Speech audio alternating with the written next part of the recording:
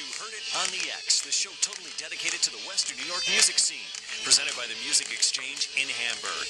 Get ready for a great hour of interviews, music and tips from Western New York's leading musicians, with many other very special guests from around the country.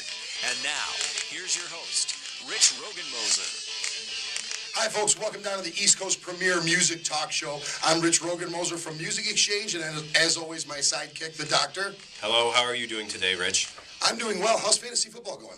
It's going pretty well, leading by 10 points today. You know, big performance by Deshaun Jackson. We have a computer here in the studio that we're supposed to be doing research on. That's part of Joshua, the Doctor's job. And the lovely Kim Marie and I just looked at it before airtime, and fantasy football was up. You know, making sure, because if I don't know what the score is in fantasy football, I'm just going to be thinking about it the whole show, not going to be able to give a good performance here.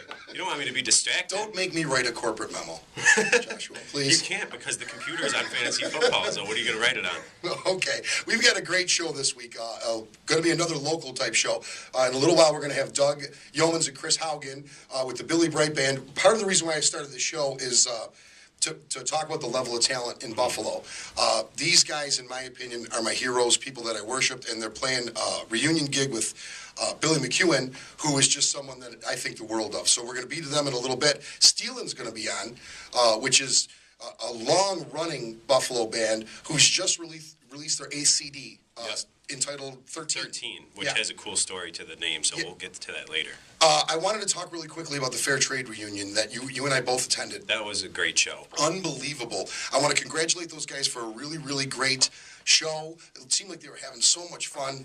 I felt like it was 1981. It was beyond expectations. I went there, expecting to see a great show, and they even blew my expectations away. I think it was beyond their expectations, too. Yeah. There had to be 1,000 people there. Yeah, you and I were trying to, figure it out while we were there and sort of do our guerrilla math as to how many people were there.